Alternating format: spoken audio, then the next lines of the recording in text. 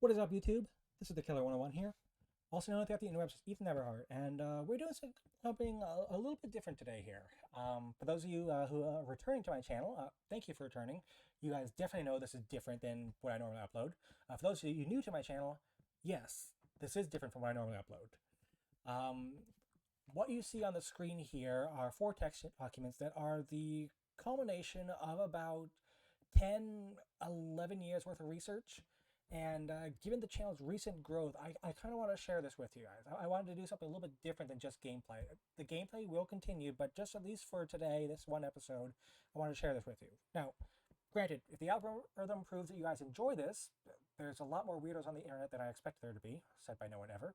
But if you guys enjoy this, I'll bring more. But for now, this just plan on being a one-off episode. Now, before I get in here, I do want to quickly just ask, for those of you who are watching the video, let me know in the comments down below why. I know that's a weird thing to ask, but the titles I have in my mind right now are not very thought-provoking or engaging, and I can't see why anyone would necessarily click on this video with the titles I have in mind. Reading Wikipedia articles, yeah, enthralling. But clearly, if you're watching this, so I'm wrong. But let me know in the comments down below what made you click on this video, what are you expecting, and if you make it to the end of this video, first of all, congratulations. But let me know your thoughts. Was it what you're expecting, and would you like to see more?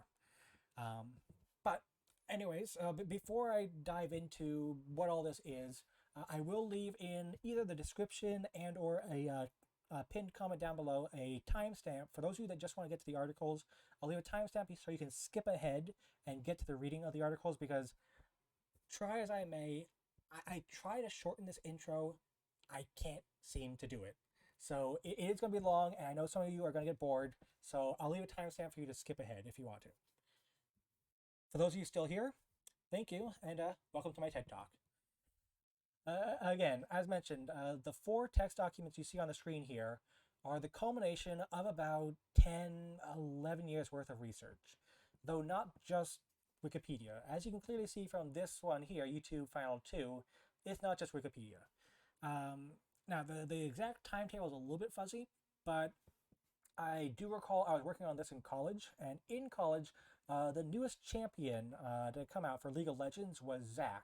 And a quick Google search, Zac came out in 2013. So at the time of recording, that's just about 10 years ago. So give it a little extra time.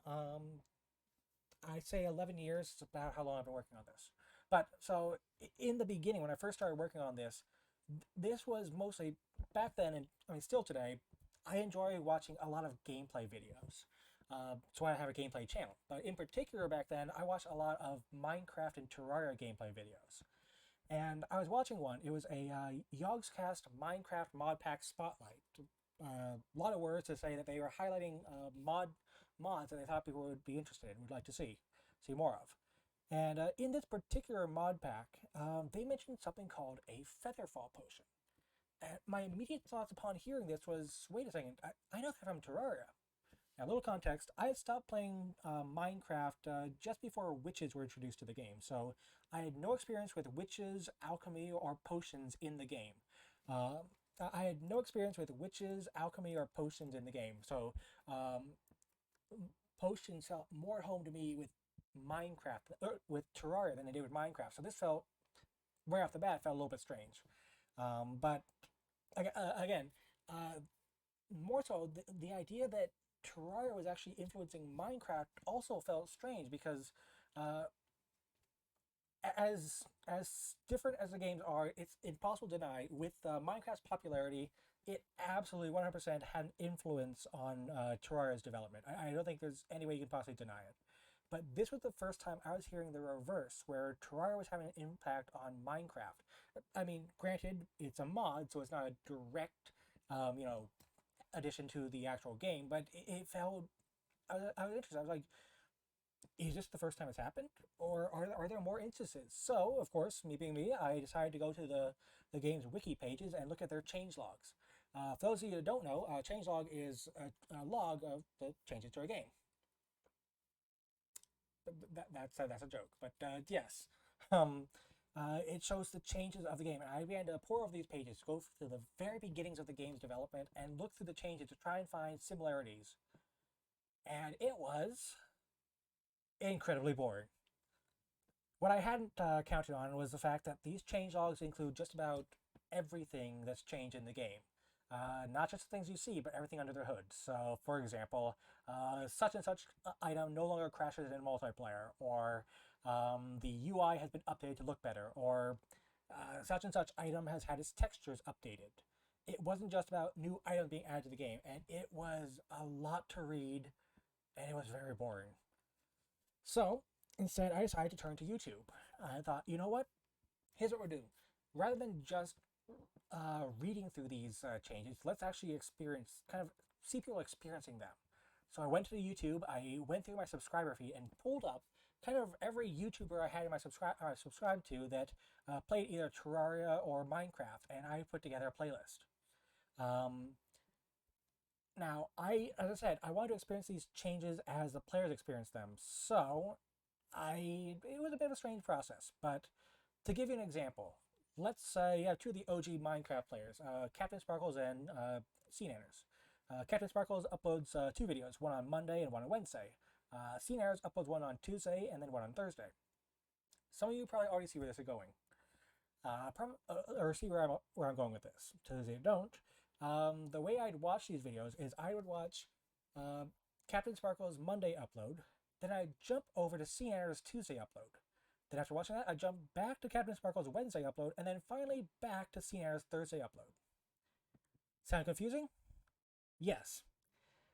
Now imagine this spread across your entire subscriber feed. And you have the process and what is text YouTube, and you have what is now youtube.com file 2, this text document. Before you are a bunch of URLs for different YouTube videos, and next to them the date at which they were uploaded and the initials of the uploader. So in this case, this video was uploaded by, I believe GM is Gassy Mexican, AV is Ant Venom, TG Toby Games, CS Captain Sparkles, Nova, Relogic, and the list goes on. Literally, the list goes on for a long. I dove deep. So many people I don't even remember, but eventually the list became more than just Minecraft and Terraria. Clearly, I added in just pretty much any game that interested me. I started to add to the list. So eventually, it became Minecraft, Terraria, Subnautica, Auction Not Included, their previous game Don't Starve, and some. I even included, I think, Red versus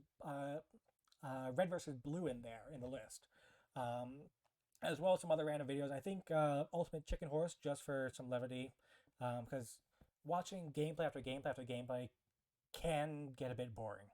So I had some other games that were just kind of fun to watch. Even at one point in here was Machinima. Yeah, I intended to try and watch every single Machinima video ever uploaded. Obviously, that is now not possible, but yeah, some of these are just YouTube channels that I wanted to upload. And the process that kind of came about this, some of these URLs are for playlists. So, and the way I put them in this text document is I'd watch the first video in the playlist, then I would move on to the first video, which would have been uploaded on 420. And then the next video in the list would probably upload, let's say, like 421. So I'd watch the first video, cut this URL, and paste it back up into here in 421. And that was the process that I went about. And I don't know why. I don't know how to explain it, but I thoroughly enjoyed that process.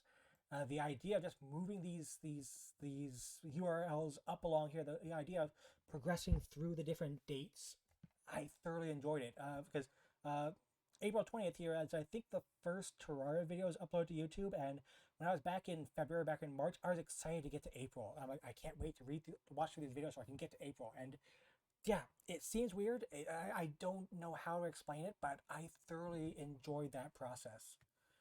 Let me just pull up the other text documents. But that was the process that I was going through. Now, about this time here, I was in college, and I was hanging out in the break room, kind of the rec room, and I saw a friend of mine was reading these things on her computer, and I was like, well, "What are you reading?" And she told me it's called a webcomic. And the webcomic itself was, I believe it was called, like, if memory serves, like Supernatural Jump or Supernatural. No connection to the TV show. To my knowledge, no connection to it. But it was interesting. I liked the art style, and I was curious. So asked her to share the website she was at, so I went into it. And I found that the site she was on was a host to a whole bunch of different webcomics. And being in college, a lot of them appealed to me because, um, well, let's just say some of them I can't show on YouTube. Yes, but they were a lot of fun. I enjoyed kind of the plot. I enjoyed the comedy, and the story was really good. And I thoroughly enjoyed them. So I went into kind of a deep dive on some of the web comics, and eventually, now for those of you that don't know, a web comic, well, as it sounds, is a comic uploaded to the web. But the way they're uploaded, unlike a comic book that when it's published it's finished, a web comic you'll upload a creator will upload like the first four panels, and then a little bit of time will pass. Usually it's a scheduled event, so usually after a week they'll upload a few more panels, and so on and so forth. With the upload of these panels, there's usually a timestamp, a date associated with them. And in my infinite wisdom, I decide, you know what? Let's add these to the list. Let's intersperse these YouTube videos with webcomics. I think one of the earliest ones I found outside of that was called Woody in the Morning. Yes, I like that. So the web comics plus the YouTube videos led to this text document, top 100. You have a web comic called Devil's Panties, Sam and Fuzzy, questionable content, Aoi House, and some others. To those of you wondering, no, Devil's Panties has nothing to do with the devil or panties. I'm assuming it was just a title that they came up with to draw people in. And yes, like a sucker, I fell for it. Um, but it was still kind of interesting. Yeah. So eventually I added them to the list. And along this way, I came across a few other webcomics off the site.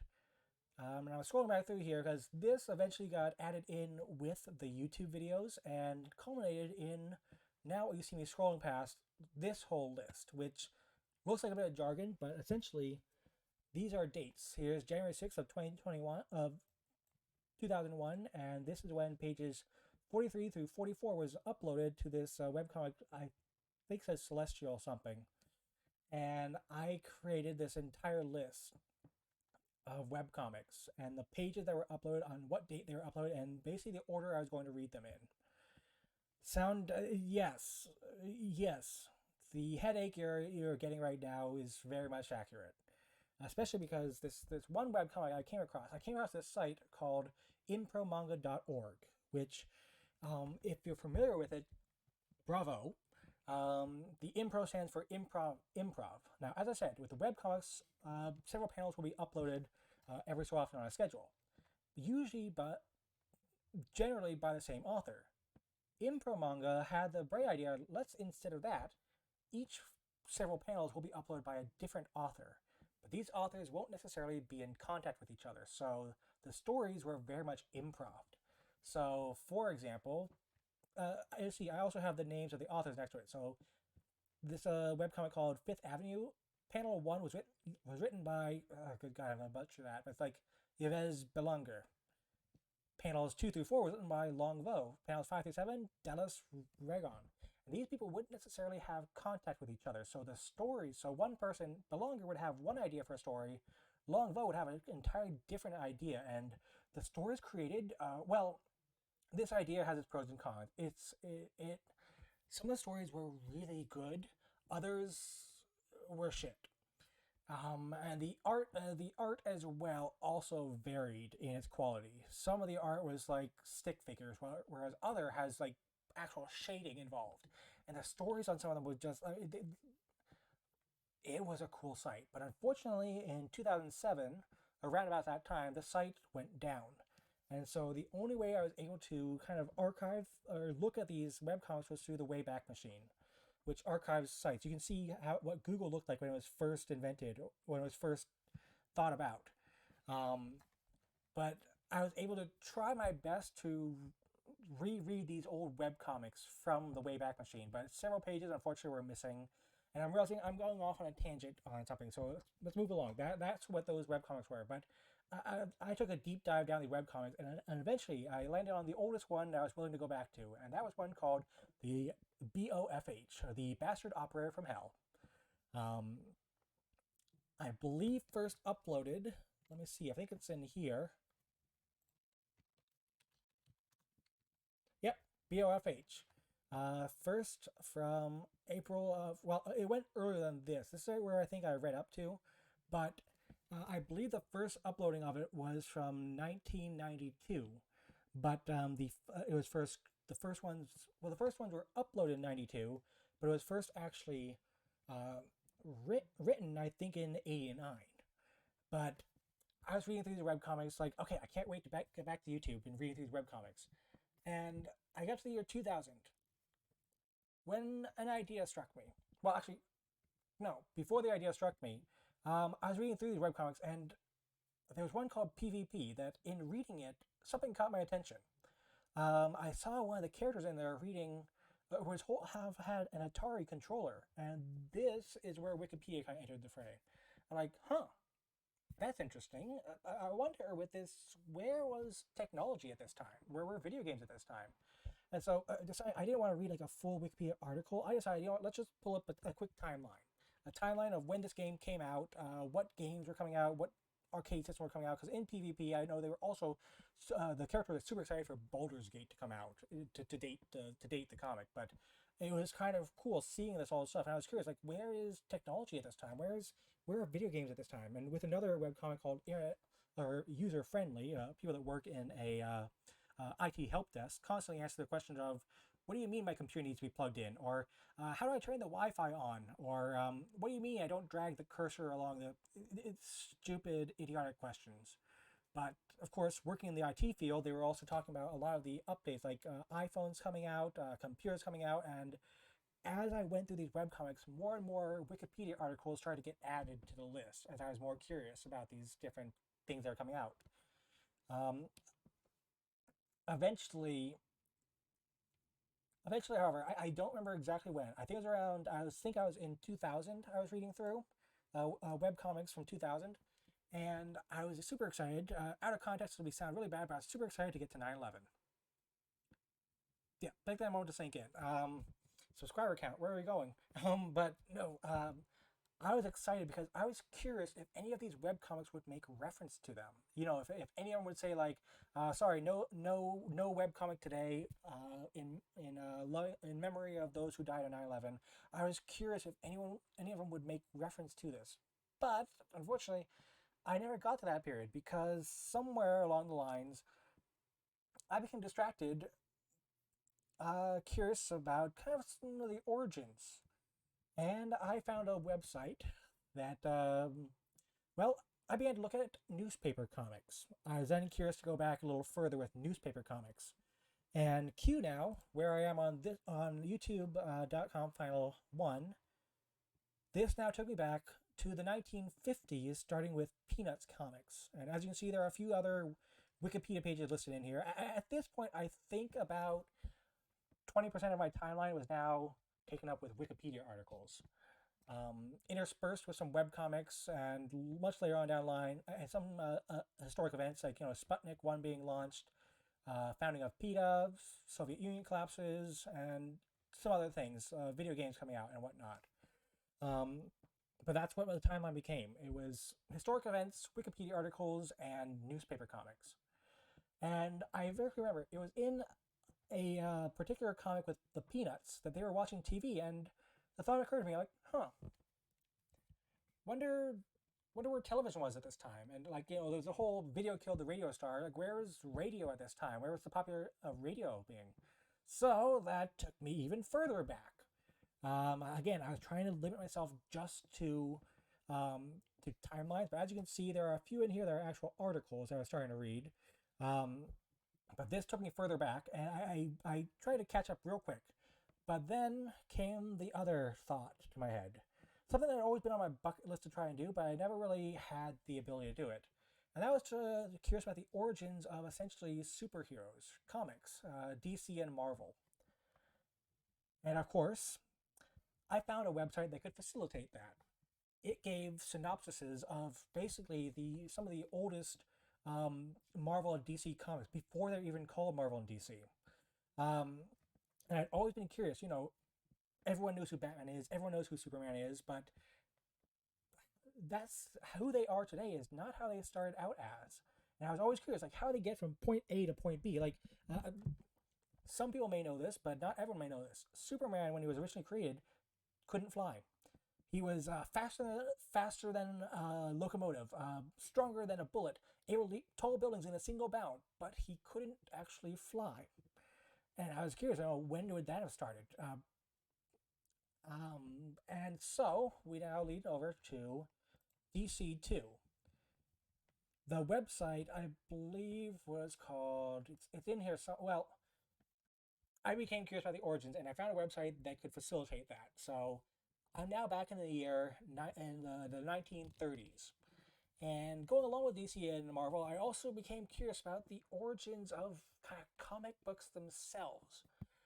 And I told myself to stop, end with DC and Marvel, don't go further back, don't go further back, don't go further back. Well, my curiosity got the better of me. And I ended up going back to what I found as at least the oldest comic I was willing to take myself back to, 1932, well, actually 1929, with Tarzan and Buck Rogers.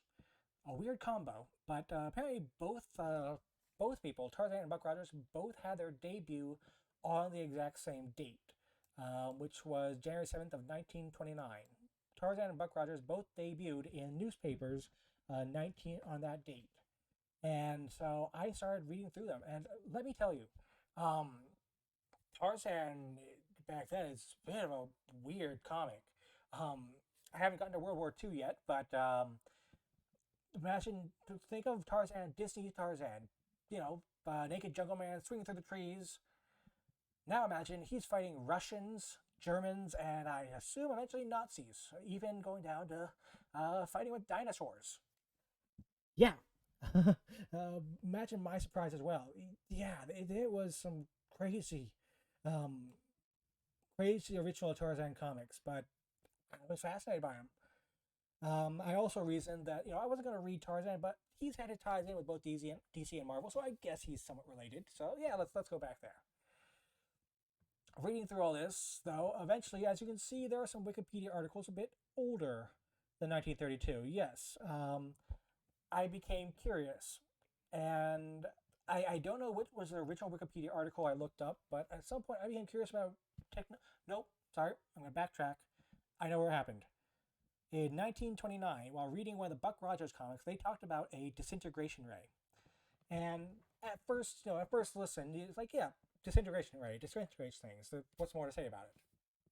Well, Buck Rogers decided that they were going to try and say more about it. Particularly, they tried to explain in scientific terms how it worked. I mean, not literally. Obviously, we don't have disintegration rays, so not literally how it worked, especially not in 1929. But they tried to basically throw some scientific buzzwords out that made it seem like it was legit. And to anyone who doesn't know a lot about the science, it may sound legit. Their explanation was the way that a disintegration ray worked is that it fired a beam that had a radio wave or a wavelength that was so minuscule, so small that it interfered with the connectivity between the electrons and the atom itself and would disintegrate them. That they'd lose their electromagnetic connection and just disintegrate. And like that's clearly not how that would actually work. But at the same time, like, did they know that? How much did we know about the atom at the time? How much did we know about quantum physics at that time? Oh my god, I'm gonna look at Wikipedia, aren't I? Yep. I started to look up Wikipedia um, about quantum mechanics, about technology, about biology as well, and I kept going just further and further back. Eventually, I told myself, okay, no further. I'm now pre 1900s. I'm not going to go any further than this. I lied as easily as I breathed. I ended up looking further back. I was excited because I had almost caught back up to myself. I was like, I want to get to 1932 because 1932 is where I start reading the comics again, and finally in 1939 I get where Marvel starts and DC kind of starts.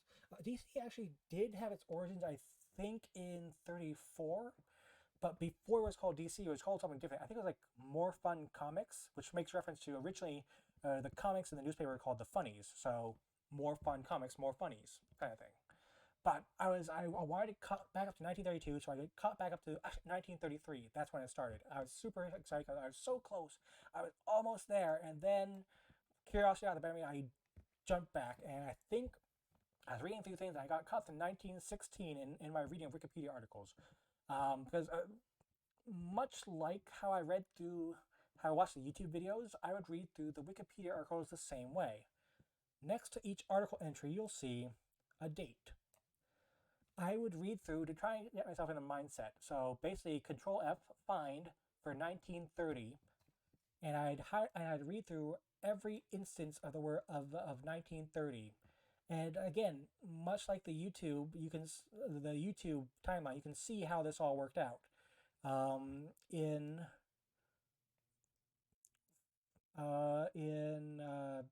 history of subatomic physics, the earliest date on, well, not the earliest date, but where I'm currently reading up to was February 1st of 1928.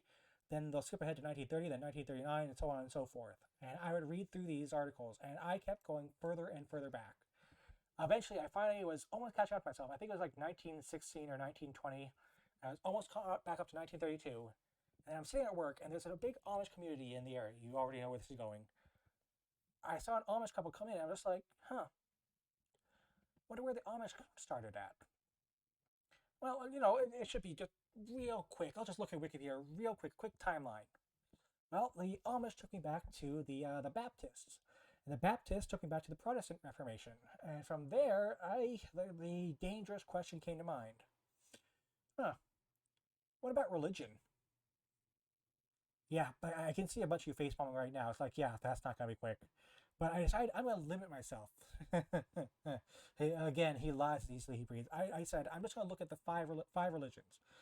Judaism, Christianity, Islam, Buddhism, and Hinduism. Those are the only ones I'm going to limit myself to.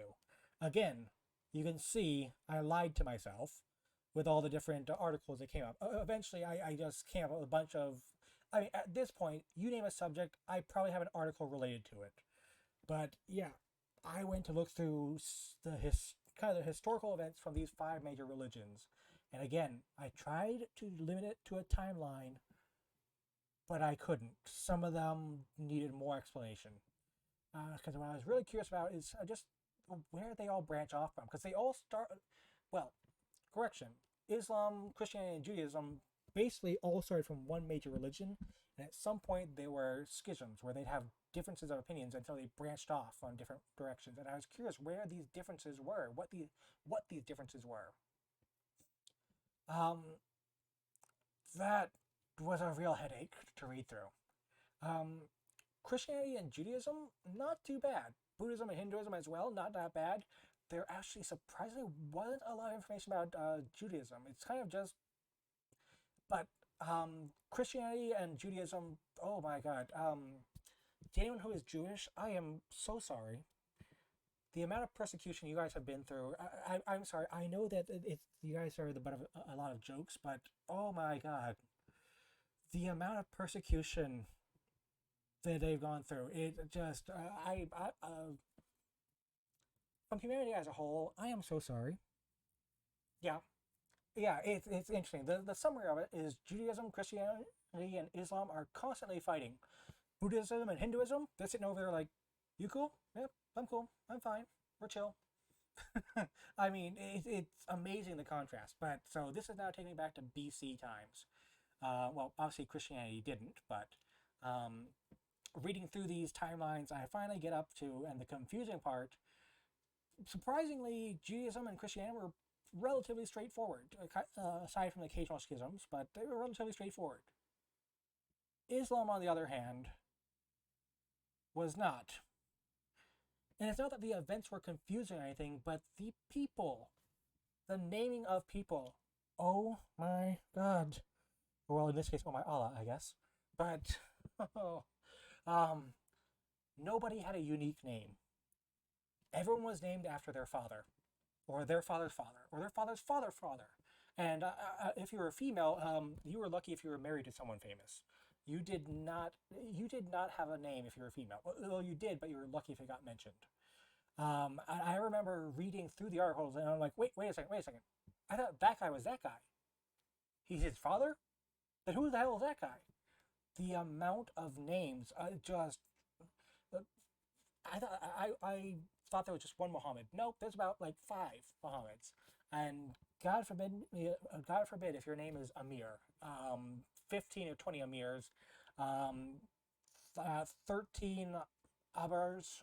It's all Amir ibn Muhammad. You know, you're ibn being you're the son of so and so, and it just I could not keep him straight.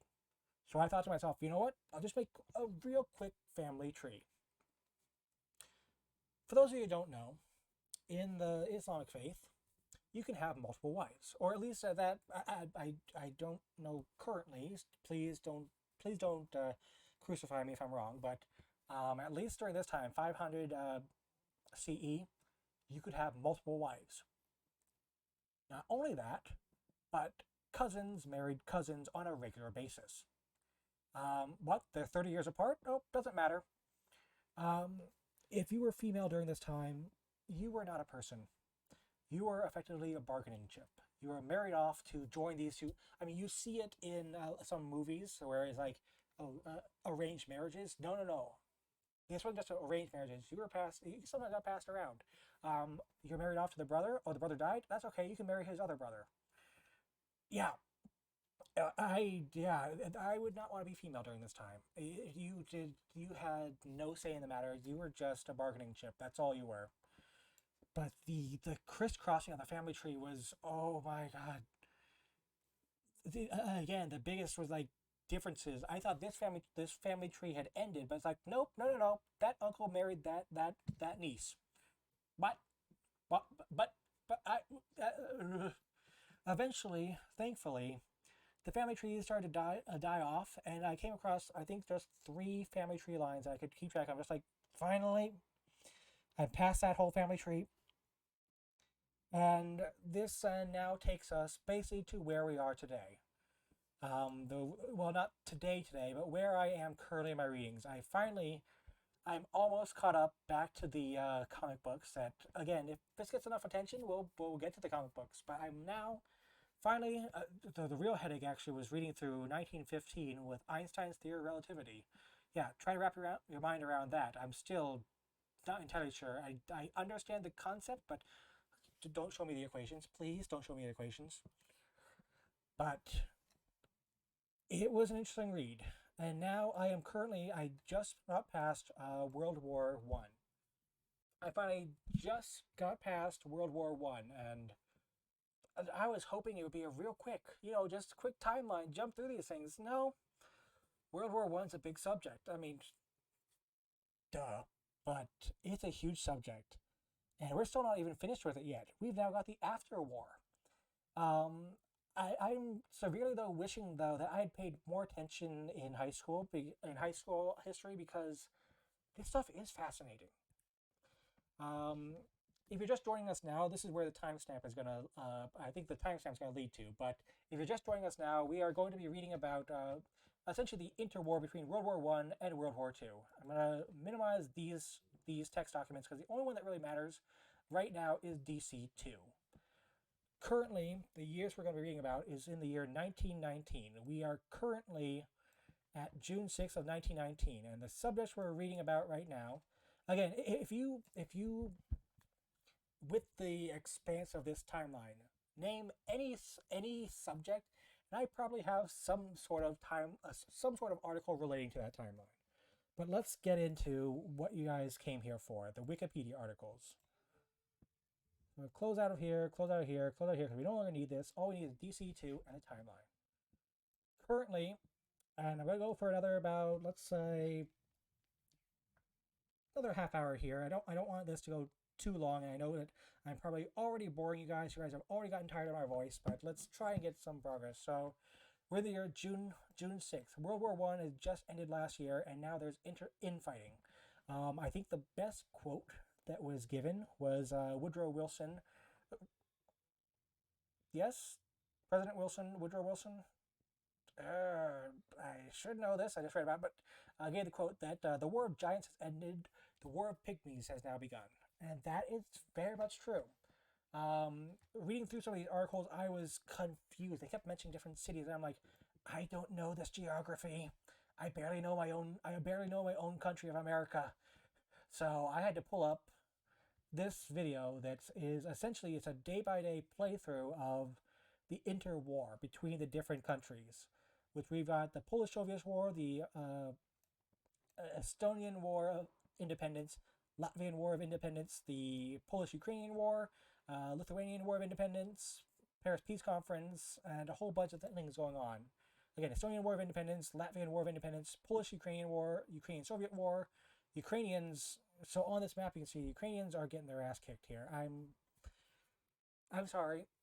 I see now where the origins kind of the war. I mean, there's maybe more to it, but I see why Russia's pissed at them, kind of. Well, not really.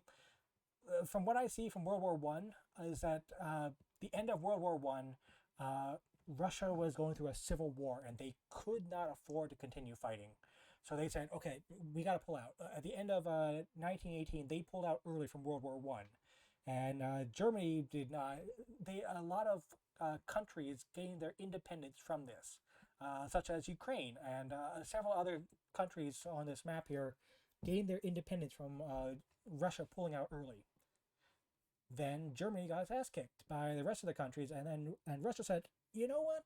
That little peace treaty that Maastricht we signed earlier, giving you these countries, yeah, we want them back. You got your ass kicked, so we want them back." And Germany said basically, "Hold up, no, these countries don't want to be part of you anymore. Poland doesn't want to be a part of you anymore. Ukraine doesn't want to be a part of you anymore. So we're going to fight back." And this was the result here. A bunch of these countries decided to fight for their independence, and Russia wasn't having any part of it. And Germany decided to help, but now again, it's the war of the pygmies. The bigger countries aren't really interfering that much. France is helping out here and there, but America's out of it. Well, Spain wasn't part of it to begin with, but yeah, it's now the war of the pygmies. So again, to start off, we're in the Polish. To give you a little, so the Polish-Soviet War is mentioned in the timeline of the 20th century. So then for detail on the Polish-Soviet War, we go down to here, the actual article, the Polish-Soviet War. The Polish-Soviet War, in my readings, the next date that they specifically mention, is June. Well, they mentioned the Blue Army, which effectively ended around June 18th. But before June 18th, they mentioned the Estovian. Wait, that's misspelled, isn't it? Hold on. No, that's right. Estonian War of Independence, Latvian War of Independence, Polish-Ukrainian War, and the Lithuanian War of Independence. They mentioned those dates. So I'm like, let's look at the actual details of those wars. So first along the list here, we have the Estonian War of Independence on June 6th. Oops, hold on, blank screen. There we are. So this is where we are right now. Again, Estonia is right up here. Estonia, for those of you that don't know geography or know as much of geography as I knew, here's the highlights. Right up here, this little blue place, this is Estonia. Latvia is right. Yeah, Latvia is right here. Lithuania is here. And this yellow is where Poland's army is right now. This big red thing is Russia. Down here is Romania. This is the purple in here is the remains of Ukraine. This is a branch of Hungary at the time.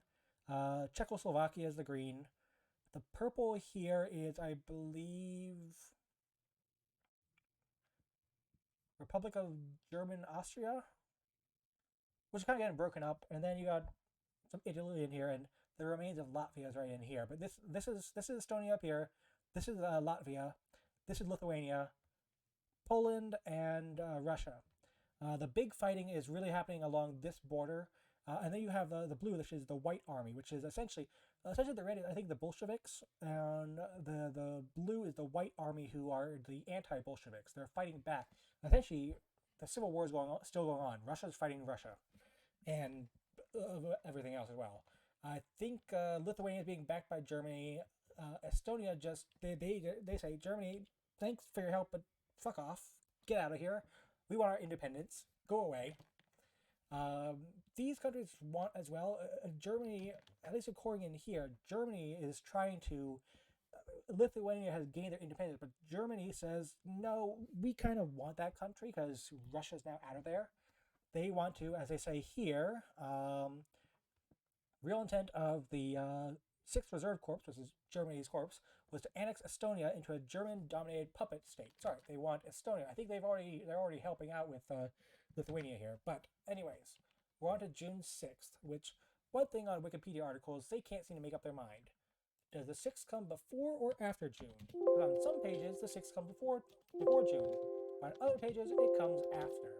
So in the Control F, I'm constantly having to jump between them. So just to catch things up, simultaneous with the, I'm going to butcher these names, but Pskov offensive, Estonia's 2nd and 3rd divisions also started southward offensive into northern Latvia. So they're up here, they're coming into northern Latvia. I assume is this little part with the white army and stuff. They're coming into Latvia.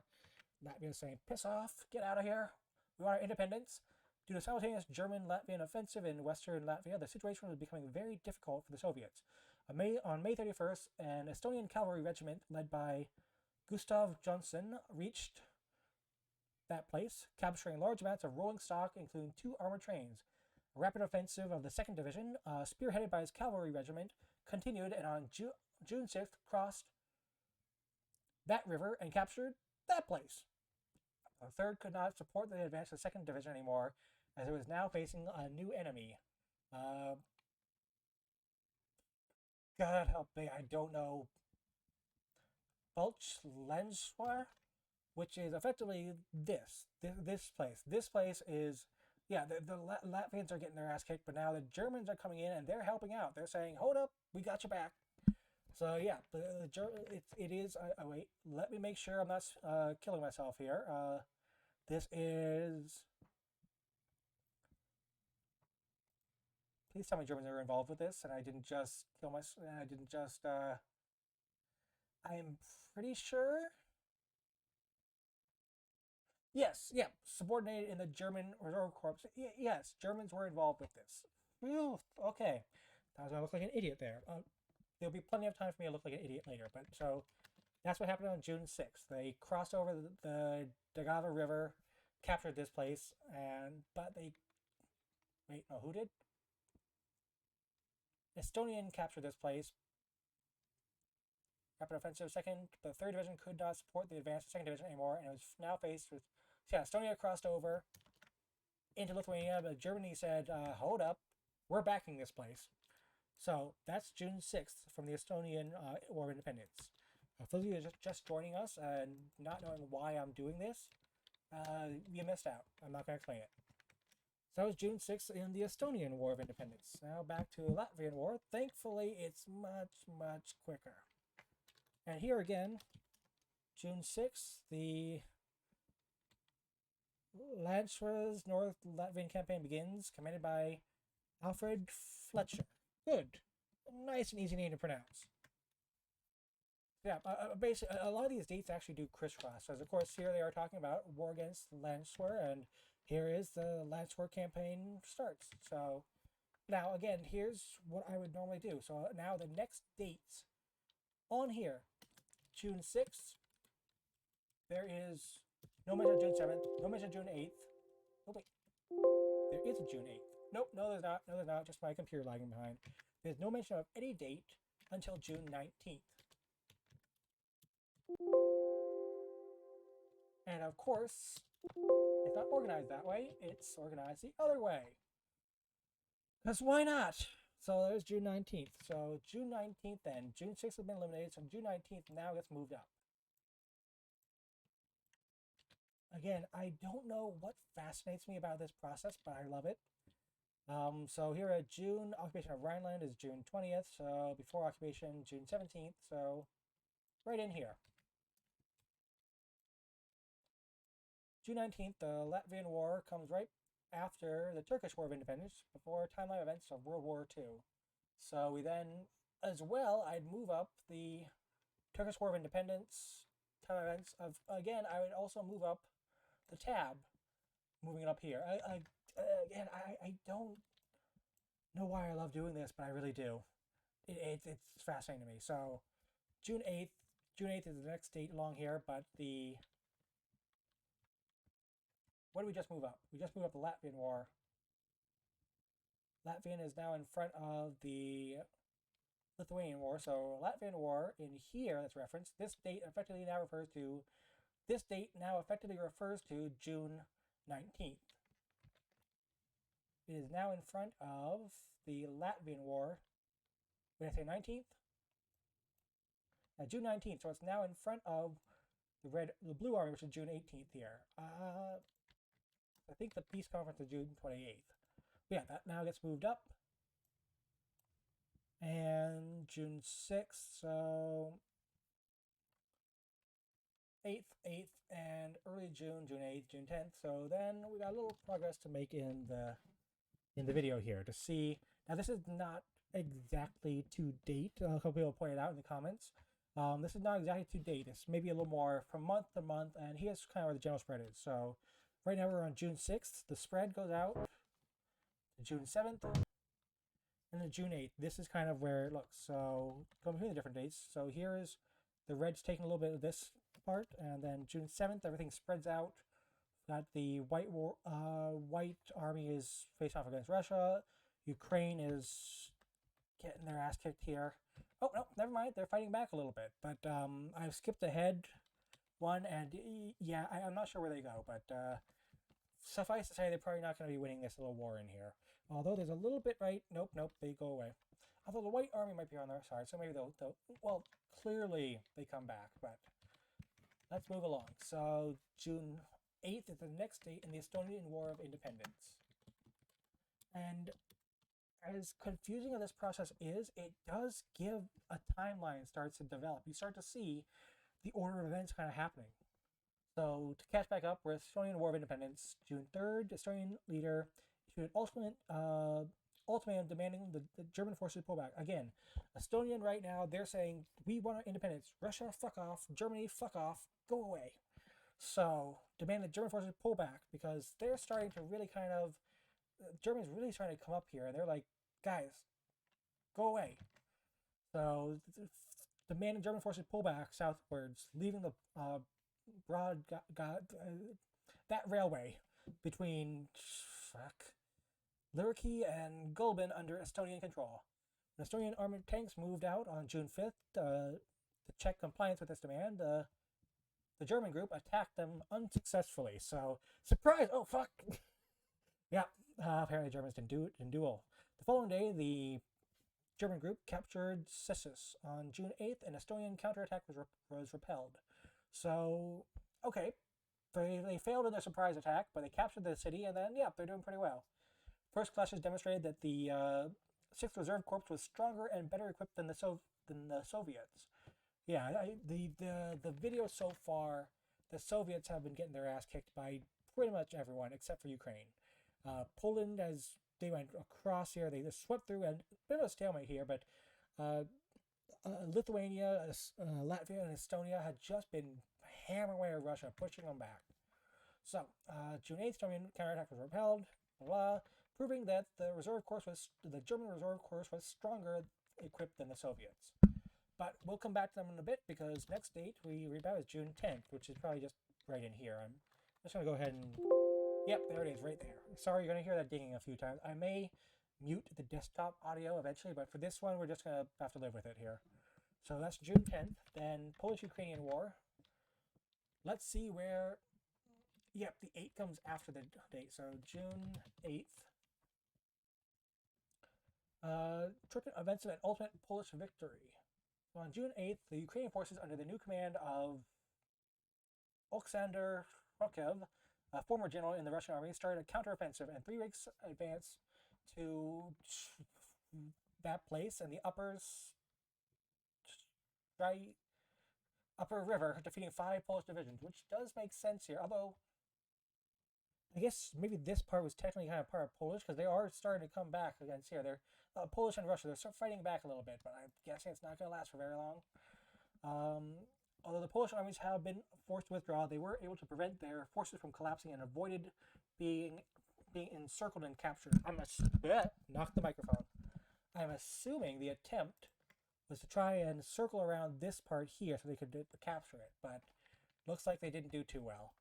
Ukrainian forces were unable to obtain significant amounts of arms and ammunition. So that's June 8th for, again, knocking the microphone. Sorry for that. Sorry for that. And wearing headphones. So June 8th is out. And this place we don't return to back until June 25th. So we're going to move that one up a bit. So June 25th goes up to Red Terror is June 23rd. So here. Just to keep it in line. Actually, not really. Well, yes. One. So comes after the Red Terror, but before the Harry S. Truman National Memorial Site.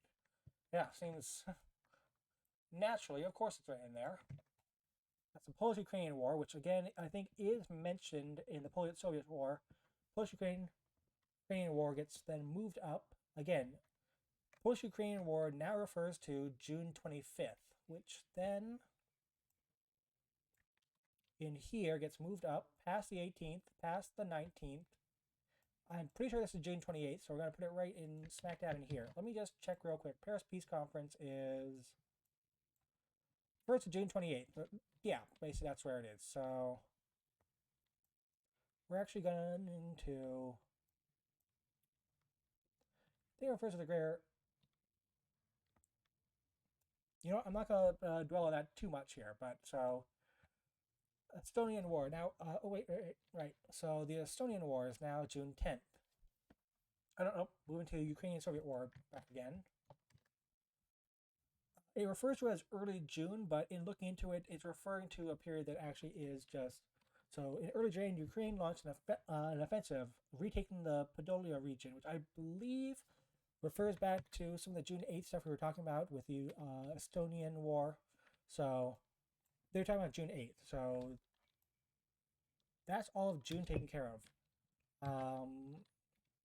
So the next date that we come across is July 5th. So let's move that back up again. July 5th comes up here.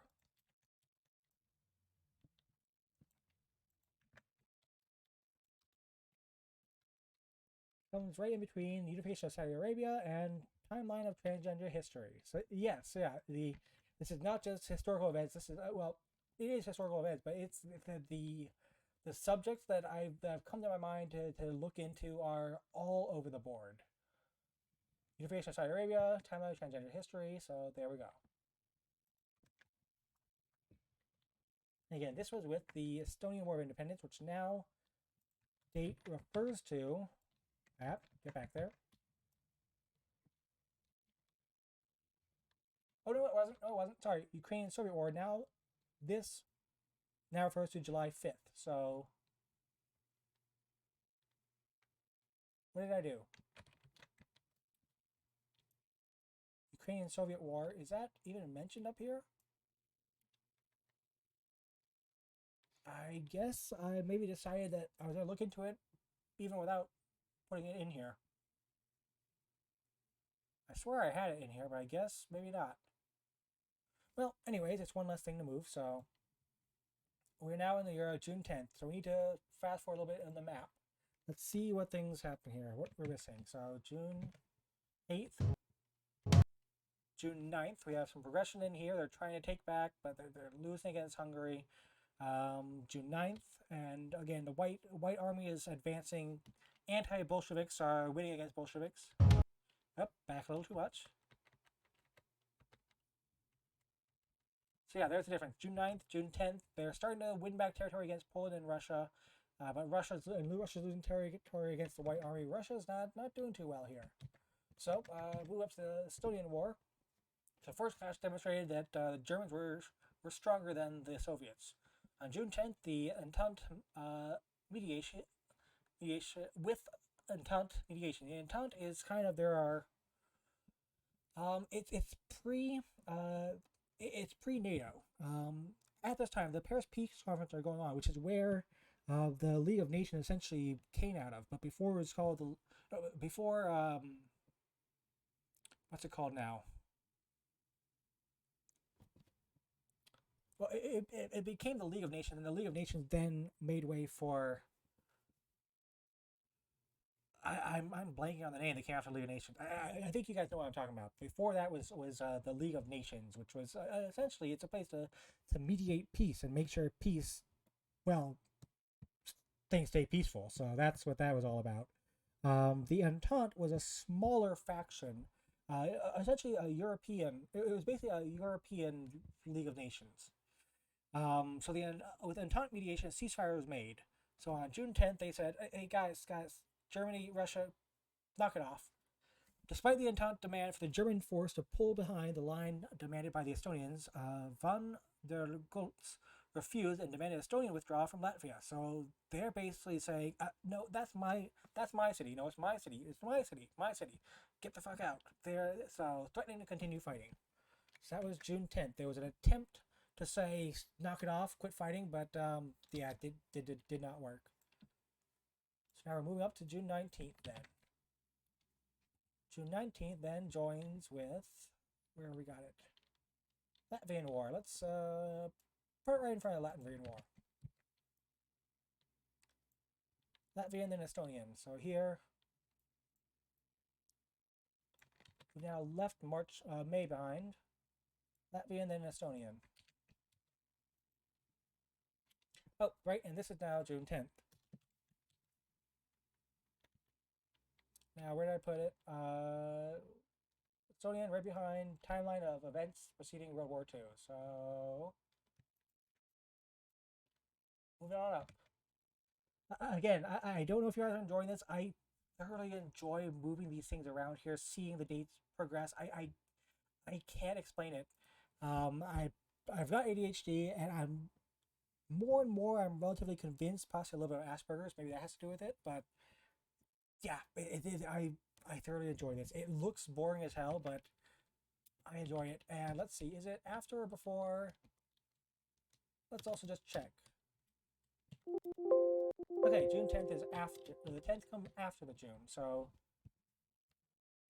back with Lithuania. Again, they drove Lithuania again being this country down here, the green. On May 18th, they captured this place. May 19th, British secured here.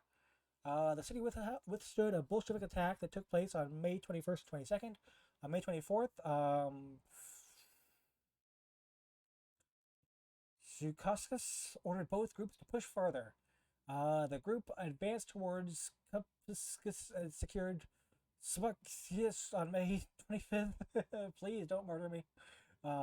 On May 30th, they took Rokis. Bolsheviks forces left Kupskis on the night of May 30th, 31st. Lithuania secured that city. Thank you for not making me pronounce it.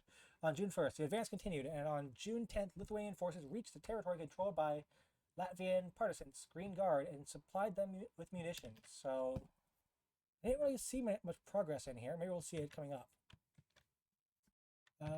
Lithuanian success continued, and by the end of August, so we passed through June. We're now up to July 26th. July 26th to wait, end of August. Do I have August? Yeah, so July 26th. That's what this date now represents. So July 26th is going to come up in, oh, right, much further. July 27th, right in here. Right in between time of the 20th century of Muslim history and racism against African Americans. That's going to be a fun topic. Oh, I think it's appropriate to mention at this time that there are some subjects here that are going to cause, well, just be cautious. A lot of the opinions expressed in this video are not my own opinions. It's just what Wikipedia says, so please do not crucify me. These are not necessarily my own opinions. These are just Wikipedia's opinion, just what Wikipedia says. And be cautious. Some of the subject matter is not for kids. There is, I think, an article called "The Sexual Revolution" in here. So, yeah, oof. So June 10th, now in 1919 in women's history. You know what? Let's just finally get rid of that. Make that the little thing it's supposed to be. So, 1919 in women's history. June 10th, Illinois, Wisconsin, and Michigan, in that order, became the first three states to ratify the National Suffrage Amendment. So around this time, the 19th Amendment is only just passed Congress. It has not made it into law yet. So not every women can't vote everywhere yet. We're in the middle of the women's suffrage movement. So June 10th, in congratulations to Illinois, Wisconsin, and Michigan, women can now vote. June 15th, then moves up to, place in here. Let's just put it, because it's the last one we did, let's put it at the end here.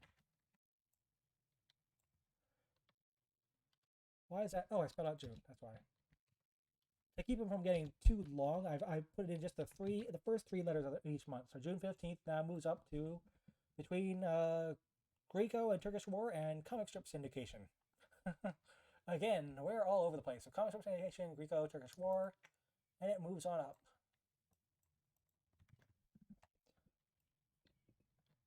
We've now passed all this, so June 10th, let's now see what happens on the map. So we have June 10th. Again, Ukrainians trying to fight back a little bit. Bolshevik Russia is getting their ass kicked. And here, I think there were still some Ukrainians in there, but the last Ukrainians kind of got getting kicked by Hungary. They're advancing into Poland and Russia. Anti-Bolshevik Russia is advancing into Bolshevik Russia. 11th. Oops, too much. The Ukraine's actually starting to manage to fight back a bit here, but it's, as we've jumped ahead and seen, it's not necessarily going to help. Now, June 12th, with the Hungarian-Romanian War, which I'm a little surprised, because right now they're kind of at, the Entente has told them, oi, knock it off, and they've like, okay, we'll stay peaceful. So June 12th. The Allies were deeply displeased by their... Oh yeah, so they told the Romanians to knock it off, and the Romanians said, let's just move a little bit further. Let's see how much we can push this. The Allies were deeply displeased by the Romanian advance to the Tista River. Allies asked Romanians to retreat to the first railroad demarcation line. Basically, with the breakup of all the countries, the League of Nations, or well, the Entente basically said, okay, here's how Europe's going to be divided up. You guys have to keep with these lines. And some of the countries said, yeah, no, I'm not really happy with that line. Especially, Poland was happy with the line, but Romania said, yeah, no, fuck that line. We're not going to agree with that. So the Allies pressured Hungary Allies asked Romania to retreat to the first railroad demarcation line and to commence negotiation with the Kuhn government. Romania persisted at the line. The Allies pressured Hungary to stop its incursions into Czechoslovakia by threatening yeah, nobody's listening. Romania's encroaching on Hungary. Hungary says, hold up, we gotta back up. So Czechoslovakia, make room. Romania's forcing us out. So put pressure on Hungary to stop its incursion into Czechoslovakia by threatening a coordinated action against Hungary by French, Serb, and Romanian South. And Romanian forces from south and the east. However, the Allies also promised favor to Hungary in subsequent peace negotiations and Hungary's new borders. I assume by negating their new borders. On June 12th, the Council discussed Hungary's proposed new borders with Romania, Czechoslovakia, and Yugoslavia. Because then during this time, the Paris Peace Conference is still going on. They're trying to drop the borders. So yeah, this is them trying to say, guys, hold on. We're not done with the conference yet. Just hold off. We'll get you guys sorted. And they're like, what do we need your help for? We're not going to listen to you. So June 16th is the next date. And where are we going to put this? So June 16th. I've kind of kept these three articles together because it's Comic Strip Syndication, List of Comic Strip Syndications, and King Features Syndicate. These two ones both mention the year 1919, but I can't pinpoint an exact month. So I've just kind of kept them moving up with Comic Strip Syndication because, yeah, they're probably close enough. So we're not going to break up this at all. We're going to put, and 1990s and comics comes after this. So we're going to put June 16th right in here.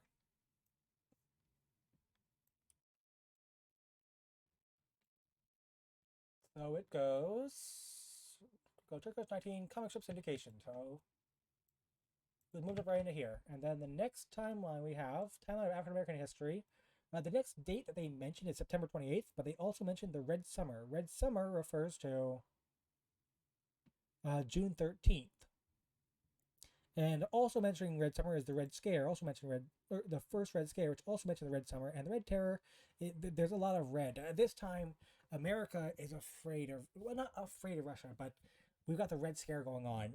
They're afraid of the Bolsheviks, and they're afraid that this civil war in Russia is going to impact Americans, and it's First Amendment rights are being threatened with the passment of there's the Sedition Treaty, or the Sedition Act, and I think it's a Reclamation Act that are basically saying, look, First Amendment, okay, but if this First Amendment threaten safety, yeah, no, and they threaten safety is they leave very vague. You distribute pamphlets discouraging people or encouraging people to avoid the draft, yeah, we're going to arrest you. You can't do that. So yeah, there's a lot of that going on. So let's just jump up real quick. Now we're past June 12th, so one more date. Now June 13th, again, just continuing to advance. And I think I probably kept you captive long enough here. It's been about 30 minutes since we finished the recap, so this has probably been going on for about an hour now, and I assume you guys have probably gotten tired of my voice at this point, so we're going to call this an episode. Thank you guys so much for bearing with me here. I know that this has been a very long process, and I probably lost the majority of you, but hopefully some of you guys enjoy this. Again, like I said, this is kind of just something that I do in my free time. I don't know why I enjoy it, but I really do, and hopefully maybe you guys enjoy it as well. Again, I'm doing this just because recently the channel has grown. We were just a few weeks ago we were at 29 subscribers, and now we're at 34, which is a small growth, but it's a big thing considering it's taken us it's so long to get here. And again, to everyone who's watching now, thank you so much for listening in. Again, Wednesdays we're returning back to our regular schedule with auction not included, but this is just a one-off episode I wanted to do here just to show you kind of what I do in my free time. And if you guys enjoy it, leave comments down below, leave likes, subscribe, and let me know you want to see more if you want to see more. And next time I do this, it'll be shorter because I won't have the whole intro to go through. But hopefully you guys enjoyed this. Hopefully I'll see you guys next week. But in case I don't see you, you know the drill. Good afternoon, good evening, and good night.